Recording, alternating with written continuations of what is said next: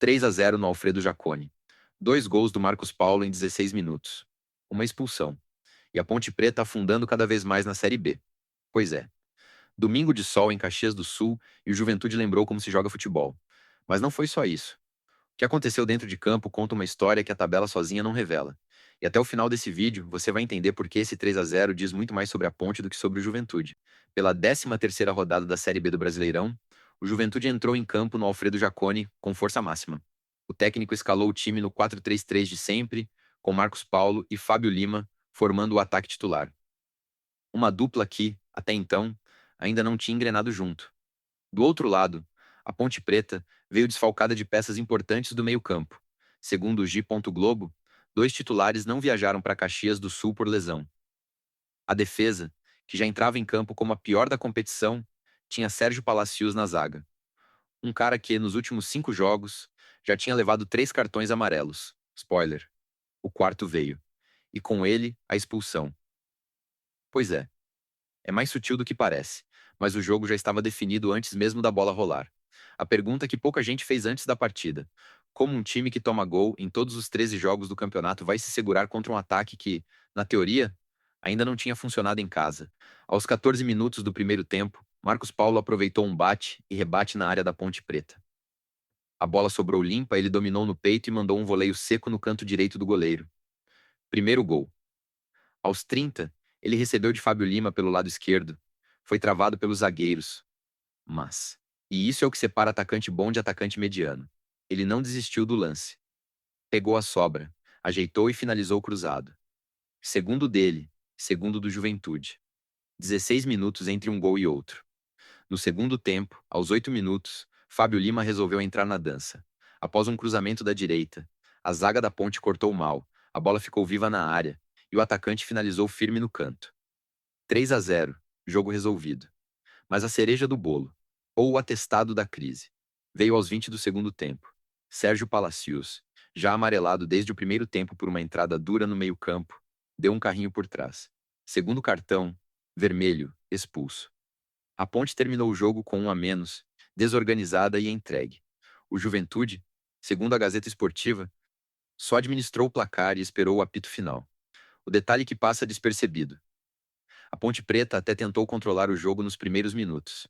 Teve 56% de posse no primeiro tempo, segundo dados do G. Globo. Só que posse sem profundidade não ganha jogo. A Ponte, com seus desfalques no meio, não conseguiu transformar controle em perigo real.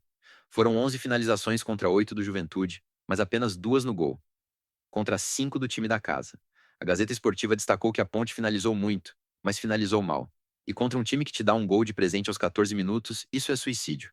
Com o resultado, o Juventude chegou a 19 pontos em 13 jogos e subiu para a 8ª posição na tabela. Colou de vez no G6, a zona de acesso para a Série A do ano que vem. São 3 pontos de diferença para o sexto colocado, e o time de Caxias do Sul tem um jogo a menos que a maior parte dos concorrentes.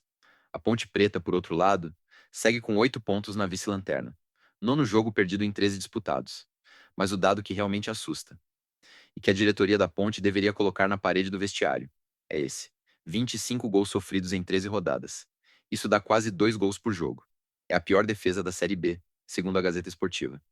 Para você ter ideia, a média de gols sofridos dos outros times da zona de rebaixamento. O Botafogo São Paulo, por exemplo, que é o 17º, é de 1,4 por jogo. A Ponte está bem acima disso. Não é coincidência. É um padrão técnico e tático que já dura 13 rodadas. E quando um time leva 3 gols em casa, ou fora, com regularidade, o problema não é um jogador. É o sistema inteiro. O técnico da Ponte, em entrevista ao G. Globo depois da partida, disse que precisamos ter mais atenção nos lances de bola parada e nas transições defensivas. A frase é correta, o diagnóstico é correto. O problema é que isso é o que todo técnico fala. A diferença é que, na Ponte, o discurso não virou prática em nenhum dos 13 jogos. O time já tomou gol em todas as partidas da Série B, todas. Não teve um jogo sequer em que o goleiro saiu sem buscar a bola no fundo da rede. Isso não é mais fase, é padrão. E padrão, no meio de uma Série B competitiva, é rebaixamento certo. Mas o que ninguém comentou foi o seguinte: o Juventude não jogou bem. Pois é, o time gaúcho teve menos posse de bola que a Ponte Preta. 46% contra 54%. Finalizou menos ao gol. 8 finalizações contra 11 da Ponte, segundo o G. Globo. e mesmo assim ganhou de 3-0. Isso não é mérito ofensivo do Juventude, é desastre defensivo da Ponte. 3 gols em chutes de fora da área, em rebotes, em falha de marcação. A Ponte Preta não foi derrotada por um grande time. Ela foi derrotada por si mesma. O Marcos Paulo é bom atacante, fez 2 gols legítimos e merece o crédito. Mas o ponto central aqui é que a Ponte entrega gols de presente. 25 gols tomados em 13 jogos não é obra do acaso. É trabalho. Trabalho ruim. E enquanto a diretoria não mexer na estrutura defensiva, não importa quem entra em campo.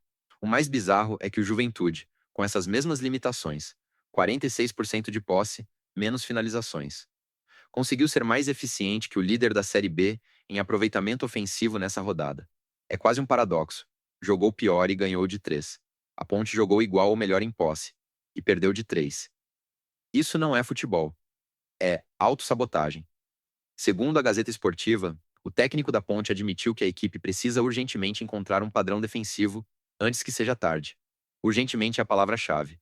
Daqui a 3 rodadas, se o time não vencer, o retorno já começa com a corda no pescoço. E olha que estamos falando de um time que, no início da Série B, todo mundo achava que brigaria no meio da tabela. Pois é, o futebol brasileiro tem dessas reviravoltas que ninguém prevê. E isso é só metade do que ninguém te contou sobre essa Série B. Toda semana eu volto com um caso desses. O Juventude volta a campo no domingo, 21 de junho, contra o São Bernardo, no estádio 1º de Maio, em São Bernardo do Campo. Uma vitória fora de casa e o G6 vira realidade concreta. Entra de vez na briga pelo acesso à Série A. Do outro lado, a Ponte Preta recebe o Novo Horizontino no Moisés Lucarelli na segunda, dia 22, às 20 horas. Um confronto direto contra um concorrente direto na parte de baixo da tabela. O Novo Horizontino está com 12 pontos, apenas 4 a mais que a Ponte. É o tipo de jogo que define campeonato. Se a Ponte perder, a distância vai a 7 pontos, com um turno inteiro pela frente. Praticamente uma sentença. A diferença entre os dois times é que o Juventude tem um plano e um padrão, mesmo que imperfeito. A Ponte, neste momento, não tem nem defesa. Numa Série B, onde qualquer deslize custa posições. E onde a diferença entre o quarto colocado e o 12º é de apenas 5 pontos. Não ter defesa é ter um pé na Série C do ano que vem. Para a Ponte Preta escapar, teria que começar a vencer já, acumular uns 5 ou 6 resultados positivos de forma consecutiva. E torcer para que os concorrentes diretos pisem na bola. Considerando que ela tem 25 gols sofridos e só 8 pontos em 13 jogos, a projeção matemática mais otimista coloca a Ponte com algo entre 20 e 24 pontos no retorno. Muito pouco para quem precisa de pelo menos 35 para sonhar com a permanência. Isso muda como você vê o campeonato. Não é sobre quem sobe. É sobre quem consegue não afundar primeiro. E nessa disputa, a Ponte está perdendo feio. Juventude com 19 pontos e o G6. Há um jogo de distância. Ponte com 8 pontos, pior defesa do campeonato. Nenhum jogo sem sofrer gol e a lanterna batendo na porta. 2 times, 2 mundos, uma mesma Série B. Manda nos comentários. O Juventude consegue engatar uma sequência e voltar de vez pro G6. Ou a Ponte Preta ainda tem força para escapar da lanterna antes do retorno. Se gostou desse raio-x da rodada, clica em inscrever. Toda semana tem um Express novo com as histórias que a tabela não conta, sempre às 12 horas de sábado. E falando em histórias que ninguém viu, na próxima, um time que era lanterna há 3 rodadas e agora ameaça entrar no G4. Quem você acha que é?